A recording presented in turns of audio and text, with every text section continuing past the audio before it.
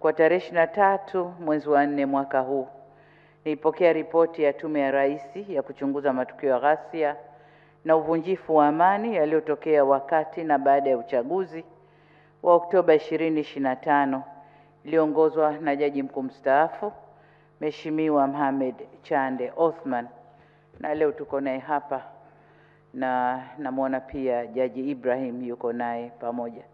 Wote walikuwa katika tume hiyo. Tume ile pamoja na masuala mengine ilipendekeza kufanyika kwa uchunguzi wa kina kubaini wahusika wa matukio hayo ili hatua mwafaka za uwajibikaji ziweze kuchukuliwa.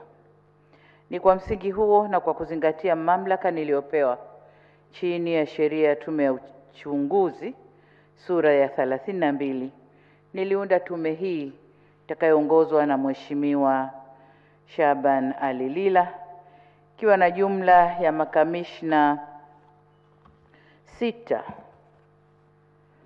ambao wawili kama ilivyotambulishwa wametoka, mmoja Uganda, Jaji Barishaki Shebrion, na mwingine ametoka Namibia, Justice Petros Namasebo.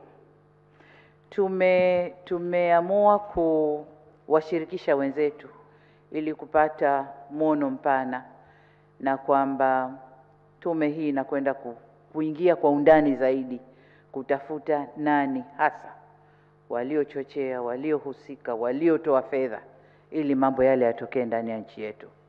Sasa tumeona tushirikishe wenzetu, mmoja kutoka Afrika Mashariki na mwingine kutoka nchi za SADC, na ndio hawa wawili, na nawashukuru sana maraisi, mzee wetu mzee Museveni wa Uganda, lakini pia dada yangu Nandi Ndaitwah wa Jamhuri ya Namibia kwa kukubali kuleta majaji hawa kuja kusaidiana na majaji wa Tanzania.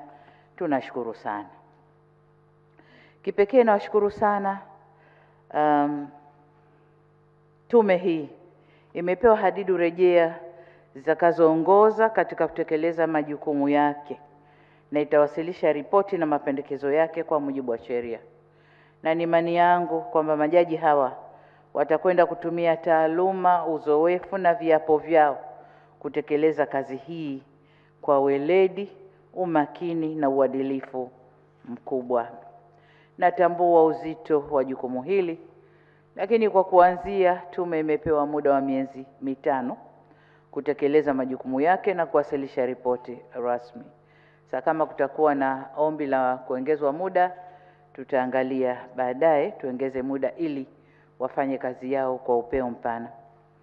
Na katika hili ni wasihi sana Watanzania wote kutoa ushirikiano unaohitajika na tume katika kutekeleza majukumu yao. Ni wasihi sana Watanzania tuisaidie tume hii iweze kufanya kazi yake na tusiisumbue katika kufanya kazi zake.